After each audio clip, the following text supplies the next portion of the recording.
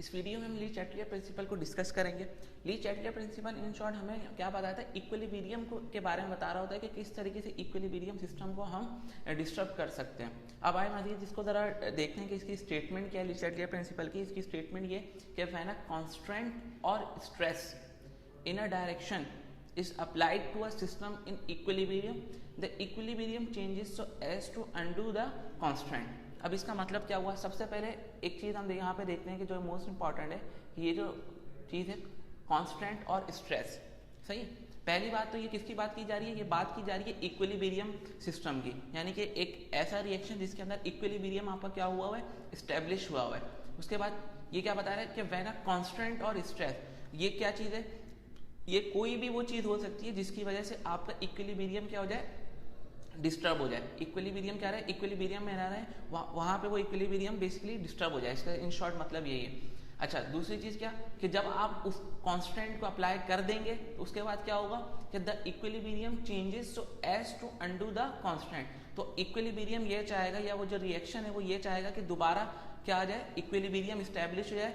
तो अगर कांस्टेंट आप फर्ज कर लें कि राइटवर्ड अप्लाई करेंगे तो आपका इक्विलिब्रियम चाहेगा कि वो लेफ्टवर्ड चले जाए ताकि ओवरऑल इफेक्ट क्या हो जाए, दोबारा बैलेंस्ड हो जाए और इक्विलिब्रियम आपका क्या हो जाए, अपना इस्टेब्लिश्ड हो जाए। अब ये एक छोटी सी बात थी जो कि ली चैटलियर प्रिंसिपल साहब ने बताई।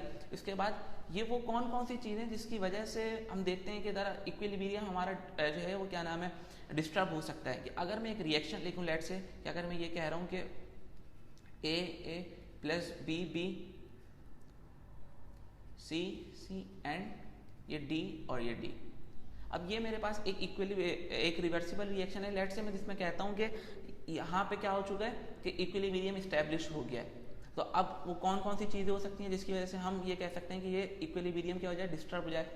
सबसे पहली चीज़ क्या है कि यहाँ पे देखें, यहाँ पे ए और बी की भी कंसंट्रेशन मौजूद है और सी और डी की भी कंसंट्रेशन मौजूद है, यानी कि इक्विलिब्रियम में ये दोनों के रेट्स क्या होंगे, बराबर होंगे। तो अब मैं किसी एक की भी अगर कंसंट्रेशन चेंज कर दूं, फर्ज करें कि मैं ये इक्विलिब्रियम इस्टेब्लिश हुआ था, मैंने जो है थोड़ा सा और जो है एक का अमाउंट एंटर कर दिया, मतलब उस रिएक्शन में, तो क्या हुआ कि ए की क्वांटिटी बढ़ गई जिसकी वजह से पूरा का पूरा इक्विलिब्रियम क्या हो गया, वो डिस्टर्ब हो गया। इसी तरीके से अगर मैं सी या डी में से किसी एक के अमाउंट को चेंज कर दूं तो इसकी वजह से भी क्या होगा कि आपका इक्विलिब्रियम डिस्टर्ब हो जाएगा।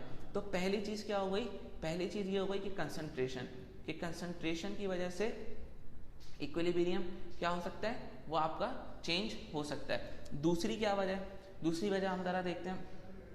दूसरी वजह ये हो सकती है कि देखेंगे ये जो आपका सिस्टम है ये मतलब कोई ना कोई रिएक्शन हो रहा होगा, यानी कि मैं अगर कहूँ कि इन टर्म्स ऑफ हीट बात करूँ तो या तो आइदर ये एक्सोथर्मिक रिएक्शन होगा या तो एंडोथर्मिक रिएक्शन होगा। मतलब ये कि कुछ ना कुछ टेम्परेचर इन्वॉल्व होगा। तो अगर मैं टेम्परेचर को कम कर दूँ या ज़्यादा कर दूँ तो उससे भी क्या होगा कि इस इक्विलिब्रियम के ऊपर फर्क पड़ेगा। तो दूसरा जो आपका इंपॉर्टेंट फैक्टर है जिसकी वजह से आपका इक्विलिब्रियम डिस्टर्ब हो सकता है, जिसको हम कांस्टेंट कह रहे हैं, वो चीज़ क्या है, आपका टेम्परेचर। तो टेम्परेचर की वजह से भी आपका इक्विलिब्रियम डिस्टर्ब हो जाता है।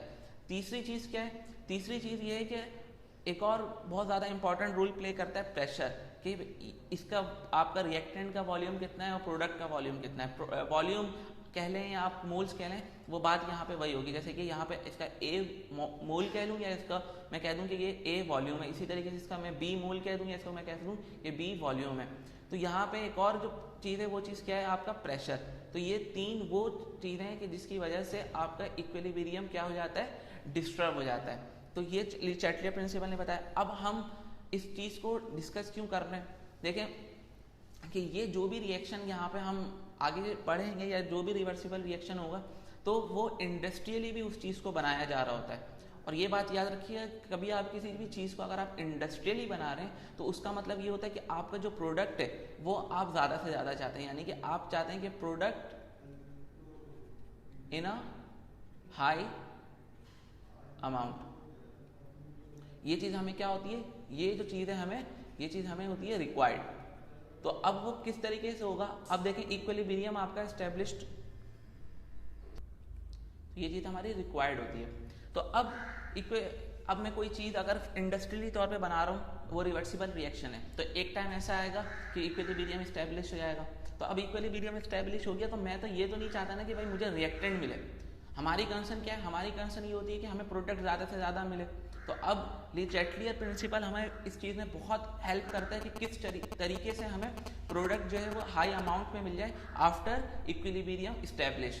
तो इसी में हम मजीद हम ली चैटलियर प्रिंसिपल में ये देखेंगे कि इन तीनों पैरामीटर्स को हम डिटेल में डिस्कस करेंगे, किस तरीके से इनके अंदर वेरिएशन लाने से आपका इक्विलिब्रियम डिस्टर्ब होगा, और दूसरी चीज़ ये कि आपको प्रोडक्ट जो है वो ज़्यादा अमाउंट में मिलेगा।